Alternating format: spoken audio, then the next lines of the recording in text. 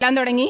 അപ്പോൾ ഞാൻ ഇങ്ങനെ പ്രാർത്ഥിച്ചു, മാതാവ് എനിക്ക് ഒരു നിയോഗങ്ങളും നടന്നില്ലെങ്കിലും കുഴപ്പമില്ല, സ്വർഗത്തിൻ്റെ ആനുകൂല്യങ്ങളല്ല എനിക്ക് വലുത്, അമ്മയുടെ സാന്നിധ്യം തന്നെയാണ് വലുതെന്ന് പ്രാർത്ഥിച്ചുകൊണ്ടിരുന്നു. ഒരു ദിവസം ഞാൻ ഡ്യൂട്ടിക്കിടയ്ക്ക് ബ്രേക്കിന് ഞാൻ റൂമിൽ പോയപ്പോൾ ഉണ്ട് ഒരു എന്താണ് അതിനെ വിവരിക്കേണ്ടതെന്ന് എനിക്കറിയില്ല, 1000 സ്വർഗീയ പുഷ്പങ്ങൾ നിറഞ്ഞൊരു സുഗന്ധം എനിക്ക് അനുഭവപ്പെടുകയാണ്. റൂം തുറന്നത് ഞാൻ ഞെട്ടിപ്പോയി, ഇതെന്താണ് ഇങ്ങനെയെന്ന് അറിയില്ല. അപ്പോൾ തലേദിവസം എനിക്ക് നടുവേദനയായിട്ട് ഞാൻ യൂക്കാലി തൈലം ഉണ്ടായിരുന്നു, അതെടുത്ത് പുരട്ടിയായിരുന്നു. അപ്പോൾ ഞാൻ ഓർക്കുന്ന യൂക്കാലി തൈലമാണോ, തൈലം എടുത്തുകൊണ്ട് പുറത്തു കൊണ്ട് വെച്ചു.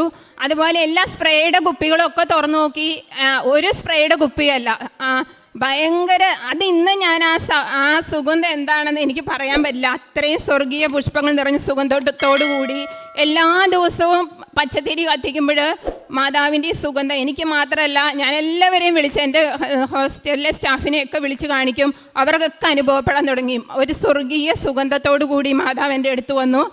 അതിൽ പിന്നെ കാര്യങ്ങളൊക്കെ ഈസി ആയിരുന്നു, വല്ലാത്തൊരു ധൈര്യം തന്നു. അങ്ങനെ ഇതൊരു ജനുവരിയിലാണ് ഈ കാര്യം നടക്കുന്നത്. ജനുവരി, ഫെബ്രുവരി, മാർച്ച് വരെ ഈ സുഗന്ധം എന്നോടൊപ്പം തന്നെ ഉണ്ടായിരുന്നു. എൻ്റെ റൂമിലും ഫുള്ള് ഈ സുഗന്ധമായിരുന്നു. മാർച്ച് ഒരു 12 ആയപ്പം എൻ്റെ മനസ്സിലിങ്ങനെ മാതാവ് പറഞ്ഞു, നീ ബ്രദറിൻ്റെ ഫോട്ടോ എടുത്തിട്ട് അതിൽ വിശുദ്ധ തൈലം തേച്ച് 7 ദിവസം പ്രാർത്ഥിക്കുക, 7ാമത്തെ ദിവസം വിശ്വാസ പ്രമാണം ചൊല്ലി പ്രാർത്ഥിക്കുക, 7ാമത്തെ ദിവസം കല്യാണം ഉറച്ചിരിക്കുന്നത് എൻ്റെ മനസ്സിലിങ്ങനെ തോന്നുകയാണ്. ഞാൻ